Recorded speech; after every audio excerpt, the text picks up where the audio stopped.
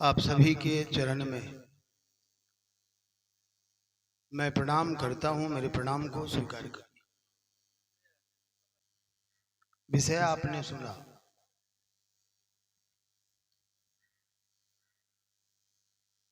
उद्घोषक महोदय ने बड़ी भारी विषय हमको दिया। सबसे पहले मैं आपको अपनी स्थिति बताता हूं।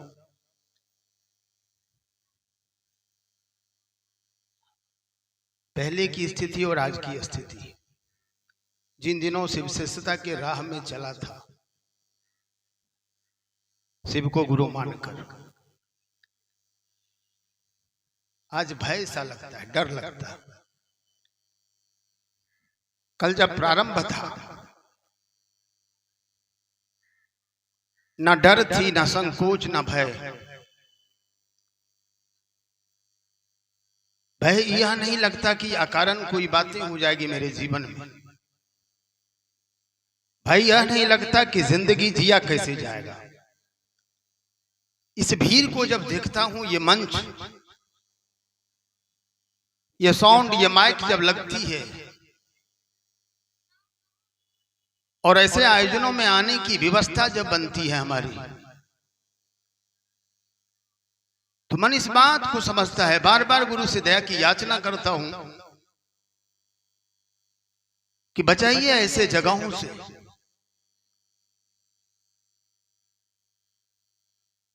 लेकिन मेरे कहने से मानने को कहां तैयार गुरु। गुरु की जो इच्छा होती, गुरु जो चाहते हैं वही होता। आपसे मुझको बात करने का अवसर मिला। अब तो शिव शिष्यता पूरी की पूरी स्थिति में आ गई। अब बातें कम होती, आप मिलकर बैठकर बात करेंगे, बड़ी अच्छी बनती है। गुरु की दया की स्थिति, गुरु की दया को अनुभूतियां, गुरु की दया को अनुभव करने का अवसर। इसलिए भय लगता। आपने उद्घोषक महोदय से सुना कि जगत गुरु भगवान शिव की शिष्यता। बताइए साहब, मुझ जैसे लोगों से ऐसी अपेक्षा कि जगत गुरु भगवान शिव की शिष्यता के बारे में आपको बता पाऊं, असंभव। मैंने तो कहा कि शिव की शिष्यता पूरी की पूरी स्थिति है। एक पुराने फिल्म का गाना का लाइन है, पंक्तियां कहती है, जब कोई बात बिगड़ जाए, जब मुश्किल पड़ जाए, तुम देना साथ मेरा।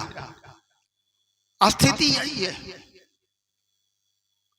अब क्या कहा जाएगा, जब वह शिव नजदीक आते हैं, जब वह शिव गुरु के रूप में किसी का होता है, जब वह शिव गुरु के रूप में किसी को अपना शिष्य बनाता है, कुछ कहने को नहीं रहता।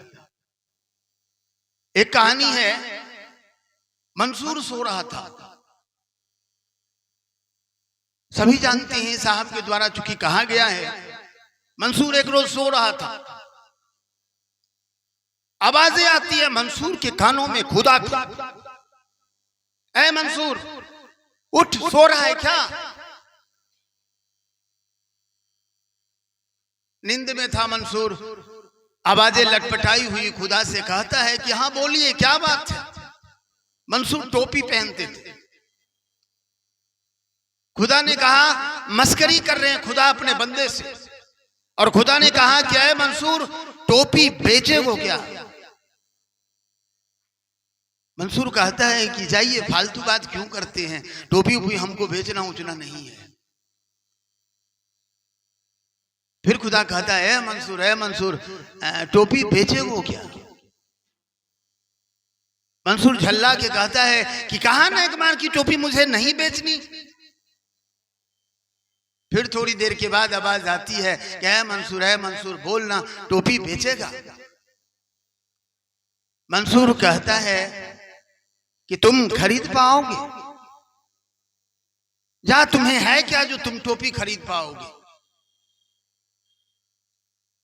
खुदा कहते हैं, कह रहे बोलना, कितना में बेचेगा, बोलो ना। कहा, अगर तुम खरीदना ही चाहते हो तो सारे धरती के लोगों को जन्नत दे दो। खुदा कहता है, यह तो नहीं हो सकता मंसूर, कुछ और बोलना। मंसूर कुछ और बोल, ये नहीं हो सकता। मंसूर कहते कि मैं कहा ना तुम नहीं खरीद सकते यार, काहे नहीं डिस्टर्ब कर रहा, खुदा से बातें चल रही है। यही है शिव की शिष्यता, भगवान जगत गुरु की शिष्यता। जब आप समझेंगे इस कहानियों को, यही स्थिति में हमको आपको प्रवेश करना है। मंसूर कहता है कि कहाँ रखी जा टोपी, तुम्हें खरीदने की औकात नहीं है जो मेरी टोपी खरीद लेगा।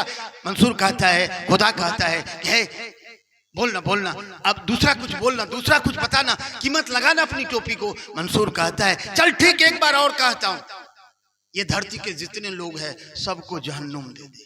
कहते हैं खुदा क्या मंसूर, ये भी नहीं होगा। मंसूर कहता है कि कहा ना कि तुम मेरे टोपी नहीं खरीद सकते। ये कहानियां क्या कहती सर?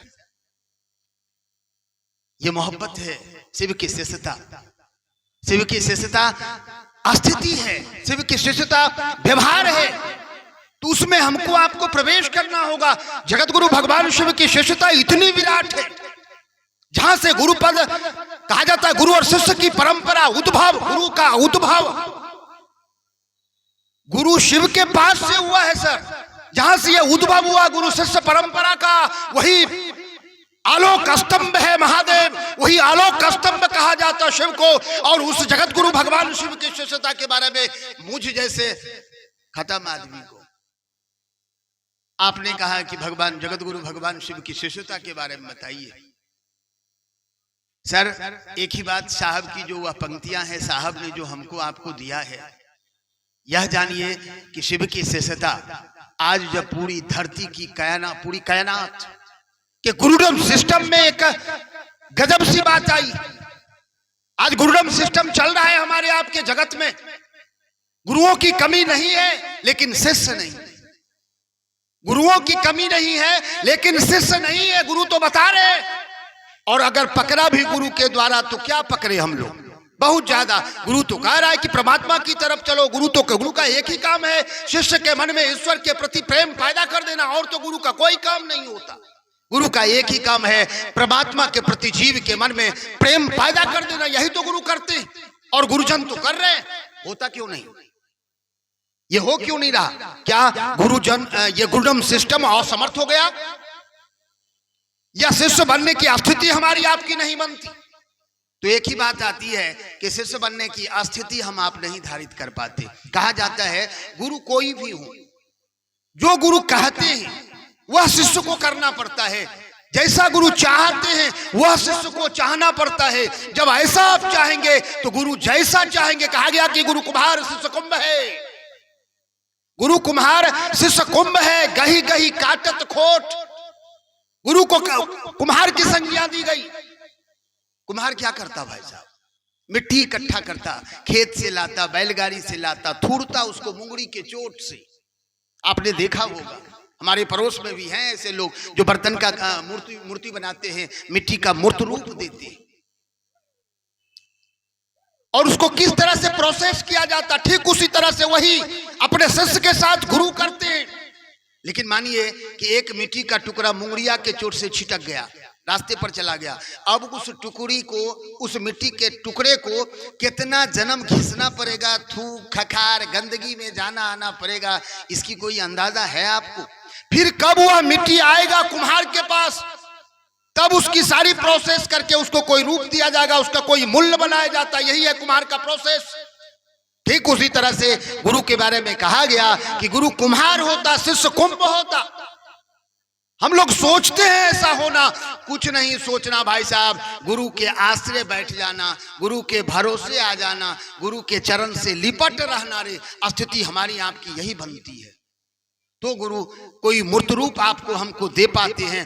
गुरु के सोच में चलता है किस मिट्टी को दिया बनाना है या मूर्ति बनाना है। गुरु के सोच में चलता है, या शिष्य को नहीं पता, उस मिट्टी को नहीं पता कि मुझे दिया बनाया जाएगा कि कड़ाही बनाई जाएगा या मूर्ति का रूप दिया जाएगा, या मिट्टी को नहीं पता होता। यही स्थिति हमारी आपकी होनी चाहिए। और भगवान शिव की शिष्यता भाई साहब, आज मैं कह रहा था आपसे कि स्थिति नहीं है हमारी आपकी।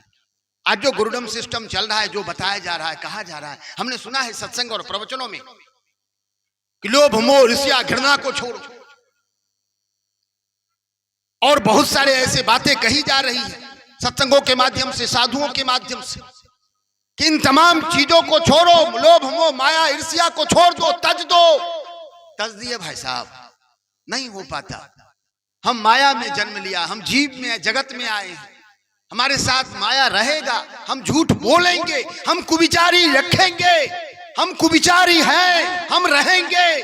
भाई साहब कहा जाता है कि जब कपड़े साफ हो तो धोबी की क्या जरूरत। गंदे कपड़े को हम लोग धोबी में देते हैं, ड्राई क्लीनर्स में देते हैं कि इसकी सफाई करवा दीजिए। रोगी जो होता उसको डॉक्टर के पास ले जाते हैं। कहिए आपने कहीं देखा है कि स्वस्थ आदमी को कोई घर में उठाया बांध उनके और डॉक्टर के पास पहुंचा दिया? नहीं सर, ऐसा नहीं होता।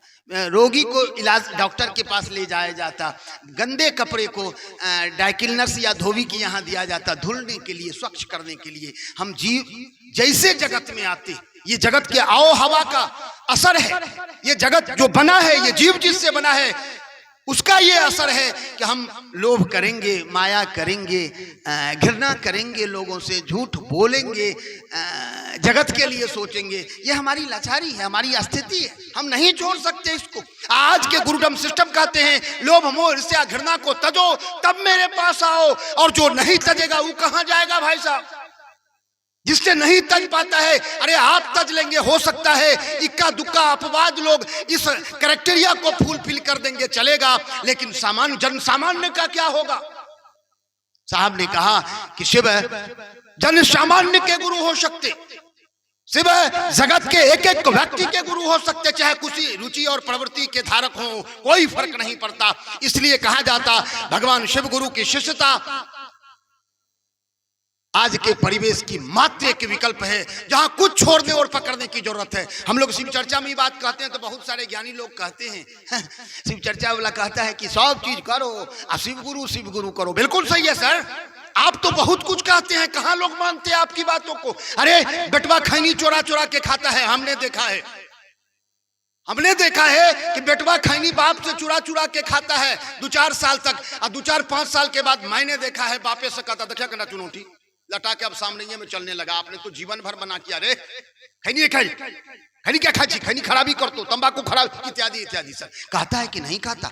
जब मेरा बेटवा हमारा बात मानने को तैयार नहीं है, जन सामान्य को आप कह भी देंगे कि लोभ मोह ईर्ष्या घृणा को छोड़ो, मांस मछली को तो, हाँ एक चीज को हम लोगों ने बड़ी जोर से तजा, एक चीजों को हम लोगों ने बड़ी कर्कशता से छोड़ा, और वह है हमारा आपका मांस मछली, जो वैष्णव धर्म के लोग पालन करते हैं। वैष्णव होना बुरी बात नहीं है, खाना ना खाना कोई बुरी बात नहीं है भाई साहब, लेकिन इस बात को तो आपने पकड़ लिया कि हम वैष्णव है, मांस और मछली को खाना छोड़ दिया, और कुछ छोड़ने के लिए आपके गुरुजनों ने कहा, उसको तो आपने नहीं छोड़ा। लोभ भी आपको छोड़ने कहा, माया से भी आपको ऊपर उठने को कहा, ईर्ष्या भी आपको छोड़ने को कहा, तो ये तो आप नहीं छोड़े। लेकिन हम वैष्णव हैं, हम मांस मछली नहीं खाते। शिव चर्चा वाला तो सब चीज खाता है भाई साहब, शिव चर्चा वाला ठीक है सब चीज खाता है, लेकिन शिव गुरु की बात करता है, लोगों को शिव गुरु के तरफ ले चलने की बात करता, लोगों के दिल में शिव को स्थापित करने की बात करता, लोगों को विश्व के विताल पर महादेव गुरु स्थापित हो, एक एक जन के दिल में शिव उतरे। और खान पान से इस मनमा का क्या मतलब है भाई साहब, तनी बताइए। खान पान से इस मनमा का क्या मतलब है? एगो एकादशी का व्रत जानते होंगे आप लोग। कृष्ण एक बार एकादशी किए होते, कृष्ण एक बार एकादशी किए थे, और कृष्ण के गुरु के पास जाती हैं गोपियां।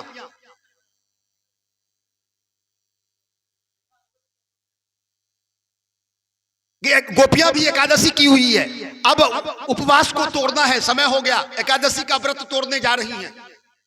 जाते हैं कृष्ण के गुरु के पास, और गोपियां कहती है कि सरकार पहले आप पारण कर लो, उसके बाद ना हम लोग पारण करेंगे। आज तो एकादशी का व्रत आपने भी किया है, जब तक आप इस व्रत को तोड़ेंगे नहीं तो हम लोग कैसे अंजल कर सकते हैं।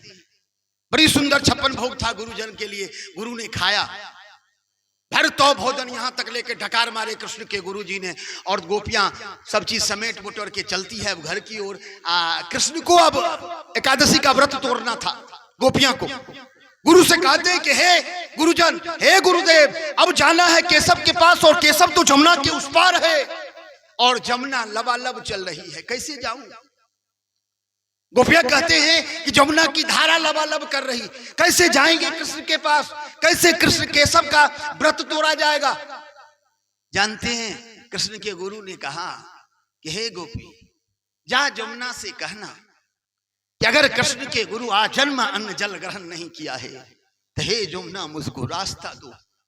गोपियां बड़ी हैरत में पड़ती है, मन ही मन गुरु है क्या करेंगे, मन ही मन कहती है गोपियां कि कैसन गुरु जी हैं ये, कृष्ण के गुरु हैं, झूठ भी नहीं बोल सकते, तो 56 प्रकार का भोजन सब डकार गए।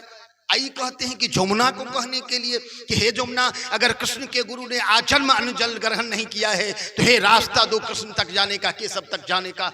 गोपियां के मन में संशय आती है, ये कैसे हो सकता है, और मरता क्या नहीं करता, गुरु ने जो कह दिया सो कह दिया। गोपियां चलती है गुंधुन गुंधुन करते हुए जमुना के पास, और गोपियां जानती है कि जमुना गलत नहीं कह सकती, जमुना गलत नहीं बोल सकती। जाती है, मरता क्या नहीं करता, जमुना से गोपियां कहती है कि हे जमुना, मन कह रहा है कि झूठे कह रहे हैं क्योंकि गुरु तू तुरंत पूरा डकारे, लेकिन तब भी कल जोड़ के कहती है कि हे जमुना अगर कृष्ण के गुरु ने जीवन भर अन्न जल ग्रहण नहीं किया तो कृष्ण के एकादशी का व्रत मुझ लोगों को तोड़ने जाना है, हे रास्ता दो। और तत्क्षण जमुना दो भाग में बंटती है, गोपियां चली जाती है। जमुना के उस पार जाने के बाद अब गोपियां कृष्ण के उस एकादशी व्रत को तोड़ने की क्या जिक्र करेंगी, मन ही मन एक ही गुंधुनी चल रहा है कि जमुना झूठ नहीं बोल सकती, गुरु झूठ नहीं बोल सकती। मामला कहाँ फंस गया भाई, ये तो खूब खाए हैं 56 भोग, वो कह रहे हैं कि रास्ता दे दो, रास्ता जमुना दे दी, जमुना झूठ नहीं कह सकती। ये क्या संशय है, कौन सा ब्रह्म है। जब केशव का व्रत तोड़ा जाता है, केशव भी जब भर तो भोजन लेती है, पूरा 56 प्रकार की मिठाइयां और मधुर रस को जब केशव खाते हैं, अब गोपियां को जाना है अपने घर को, कहते हैं केशव से कि हे केशव, अब जमुना तो उस पार, उधर से तो जैसे तैसे आ गई, इससे उस पार कैसे जाऊं, जमुना तो लबालब करता। अब और देखिए घोर संशय गोपियां के मन में होता। गोपियां कहती है कि हे केशव कैसे जाऊं, कृष्ण कहते हैं कि हे गोपी जाओ जमुना को कहना अगर केशव जीवन भर अन्न जल ग्रहण नहीं किया तो हे जमुना रास्ता दो। अब तो और संशय, इसी संशय उधेर बुन में आते हैं इस पार, और जमुना रास्ता भी देती है। घटनाएं इसी तरह बह गया, निकल गया जमुना इस पार आते, लेकिन वह गुंधन हुआ संशय गोपी के मन में चलता चला जा रहा है। होता है मुलाकात पुनः कृष्ण केशव के गुरु से, और कहते अपने संशयों को रखते हैं, किस संशय में तुम लोग गुम हो। गुरु पूछते हैं गोपियां से, और गोपियां अपनी संशय को रखते हैं। गुरु ने कहा हे गोपी कहां अटकी हो, जिस मन से उस परमात्मा को पाया जाता, जिस मन से उस परमात्मा का मिलन होता, जिस मन से उस ईश्वर तक पहुंचा जाता, उस मन को भोजन की आवश्यकता है। भोजन तो ये शरीर करता, ये मांस का लुथरा जो शरीर बना है ये भोजन शरीर करता। कहा बुजुर्गों ने कि जैसा अन्न वैसा मन। भाई साहब आज के समय में ये नहीं चलेगा, क्योंकि जैसा मन वैसा, जैसा अन्न वैसा मन अगर होता तो आपने देखा है बीच चौराहे पर एक्सीडेंट होता है, लोग तरपटाते रहता है, और पब्लिक को मैंने देखा है वीडियोग्राफी करता है। कोई इसके मन में यह नहीं आता कि बाप रे बाप जल्दी उठाइए, दया नहीं आती कि इस आदमी को डॉक्टर तक पहुंचाया जाए। ये स्थिति है आज के लोगों का।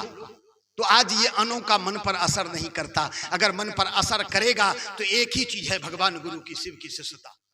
एक ही चीज है भगवान शिव की शिष्यता, जिसको आपने धारित करी, और साहब के द्वारा प्रदत्त इन सूत्रों का अविश्वास में और श्रद्धा में जैसे हैं वैसे करिए। इस बात की आवृत्ति लीजिए कि हे महादेव आप मेरे गुरु हैं, मैं आपका शिष्य हूं, मुझ पर दया नहीं करिएगा। इसको करके देखिए सर, ये इन सूत्रों को जब आप करेंगे आपके बात समझ में आ जाएगी कि सचमुच में शिव की शिष्यता गजब की है। सब सचमुच में शिव की शिष्यता नाम के नहीं काम के ही।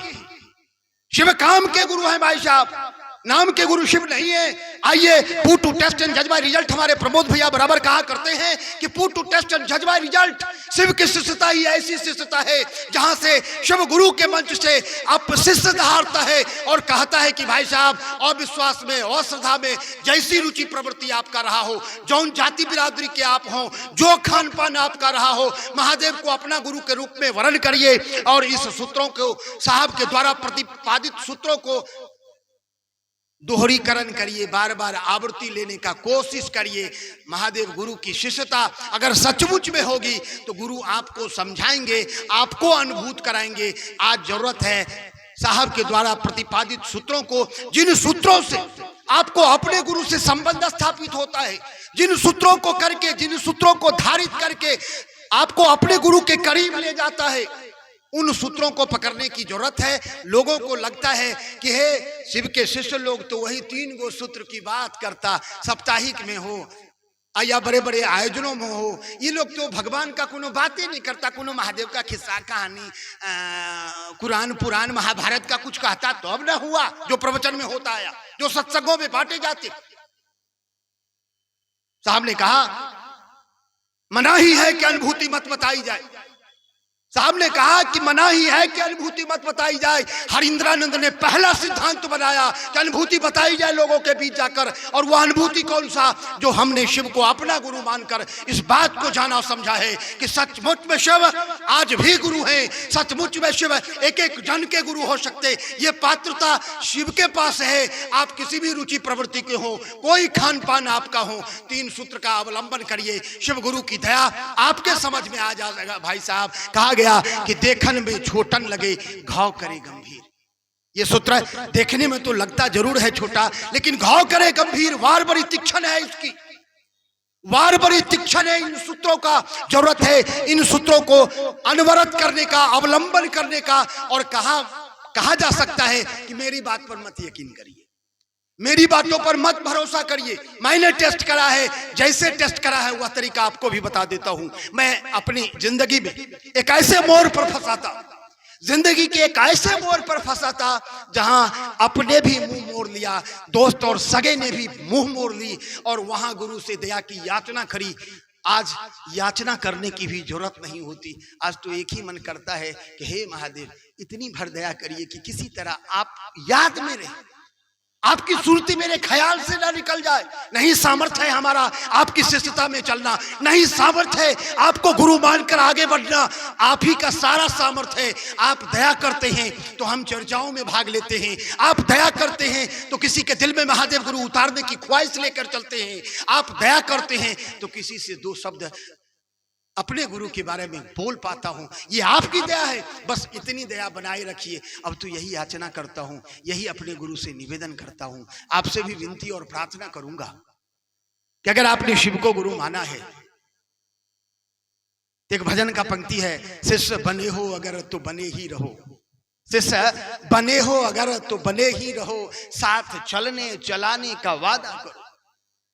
बस साथ चलने चलाने का वादा करिए। लोगों के दिल में शिव उतारने की चाहत रखिए, अपने गुरु को उतारने की चाहत अंतश्चेतना से उठाइए।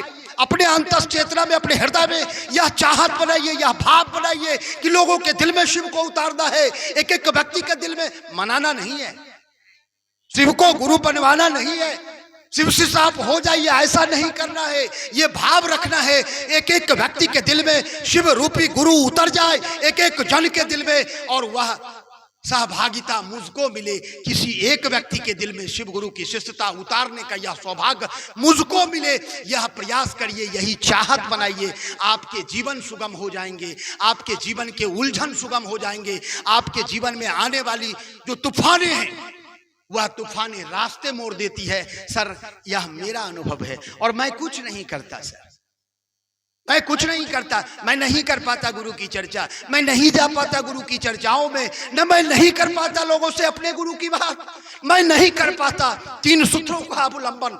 लेकिन कमोवेश जो करता हूं, थोड़ा बहुत जो आज तक किया है उसका नतीजा है कि कहा जाता है ना, पंगु गिरवर चढ़े। पंक्तियां आपको याद होगी, पंगु भी गिरवर चढ़ सकता है अगर उस परमात्मा की दया हो, उस ईश्वर गुरु की दया हो। आज मेरी स्थिति यही है कि ऊंचाई से ऊंचाई चोटी पर भी चढ़ने की सामर्थ्य मुझ में है। मैं चढ़ता हूं और सदा चलने की कोशिश करता हूं। कहा गया कि ये गुरु मेहरबान तो गधा पहलवान, इसमें हमारी कोई पुरुषार्थ नहीं है, हमारी कोई कोशिश नहीं है। ये दया है उस महादेव की जो पंगु भी गिरवर चढ़ता है। हम जैसे अपंग भी उस राह पर चलता है जहां दिन के उजाले में भी सहारे की जरूरत होती है। ऐसे अंधियारे में, ऐसे घनाघोर रास्ते में भी मेरे जैसा लोग मुस्कुराते हुए चलता है। मुझ जैसा यह खत्म आदमी भी मुस्कुराता है इस जमी पर, यह महादेव की दया है। इन्हीं शब्दों के साथ आप सभी के चरण में प्रणाम करता हूं, मेरे प्रणाम को स्वीकार करिए।